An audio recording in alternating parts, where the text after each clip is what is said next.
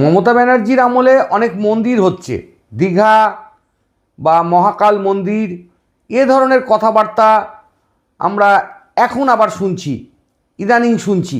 মানে কখনো কখনো তার যারা নিন্দুক, মমতা ব্যানার্জির যারা নিন্দুক, তারা কখনো কখনো তাকে পাক্কা মুসলমান বানিয়ে দিচ্ছেন, কখনো কখনো পাক্কা হিন্দু বানিয়ে দিচ্ছেন। আসলে বিষয়টা মনে হয় যারা এই সমালোচনাগুলোকে করেন, বা এই সমালোচনা বললে ভুল হবে, এই নিন্দাগুলো করেন, তারা বিষয়গুলো ভুলে যান যে মমতা ব্যানার্জি সাংবিধানিক রাজ্যের সুপ্রিম, মানে সাংবিধানিক যে পদ, সবচেয়ে বড় পদ রাজ্যের, প্রশাসনিক বলতে পারা যায়, সেই পদে উনি রয়েছেন। ওনাকে পর্যটন শিল্পের কথাটা সবসময় ভাবতে হয়, কেননা মহাকাল হচ্ছে, এটা দার্জিলিংয়েও রয়েছে, এবং সে মূলত এটা কিন্তু শিবের একটা রূপ। এই মন্দিরে যে মূল যে থিমটা থাকে, বিষয়বস্তু যেটা, সেটা হচ্ছে শিবের একটি রূপ।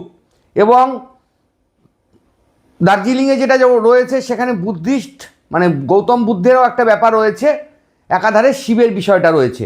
আর যেটা শিলিগুড়িতে হলো যে মহাকাল মহাতীর্থ, এই ব্যাপারটা, সেটা কিন্তু শিবের ব্যাপারটা রয়েছে।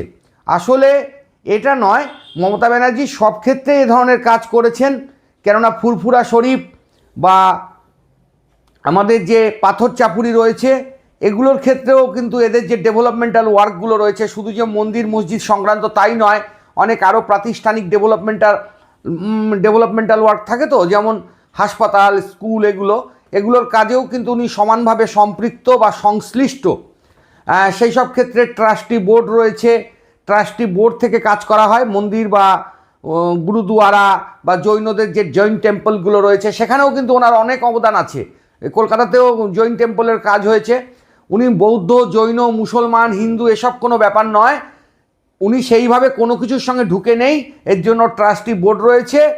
আর উনি সর্বস্তরে সমস্ত ধরনের মানুষের সঙ্গে মিশে থাকেন, সমস্ত ধরনের মানুষকেই ভালোবাসেন।